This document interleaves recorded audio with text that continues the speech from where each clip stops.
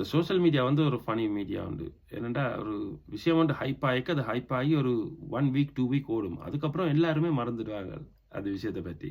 So இந்த விஷயம் வந்து கிணவருக்கு அட்வான்டேஜ். ஏனென்டா ஒரு இஷ்யூ வந்து வந்தா, அந்த இஷ்யூவ மறைக்கிறதுக்கு இன்னொரு இஷ்யூவ கிளப்பி விட்டோம்னா, அது மறைஞ்சிடும். எல்லாருக்கும் தெரியும் தானே, சோசியல் மீடியா ஒரு கலக்கின ஒரு ஆள் தான் எங்கட இந்த லுவிஜி.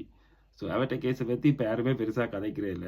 ஒரு 1 மந்த்தா சோசியல் மீடியா ஃபுல்லா இருந்த ஆள் தான் இந்த லுவிஜி. அதுக்கப்புறம் ஒரு மாசத்துக்கு அப்புறம் அந்த ஆள்ட ஸ்டோரி அப்படியே ஃபேட் ஆக துவங்கிட்டது சோசியல் மீடியால. எல்லாரும் மறந்துட்டாங்க. இப்ப ப்ரோவுக்கு வந்து கடைசியா அவர்ட்ட எல்லா சார்ஜஸ்ல இருந்து அவர ரிலீஸ் பண்ணிட்டாங்க. ப்ரோ வந்து இப்ப ஃப்ரீ ஆயிட்டாரு இப்ப. அவர் அரெஸ்ட் ஆகிக்க இருந்த ஹைப் இருக்கு தானே ப்ரோவுக்கு. இப்ப அந்த ப்ரோவ பத்தி யாருமே கணக்கெடுக்கிறதில்ல. இப்ப ரிலீஸ் ஆனது கூட யாரும் இப்ப பெருசா போத பண்றதில்ல அந்த கேஸ பத்தி.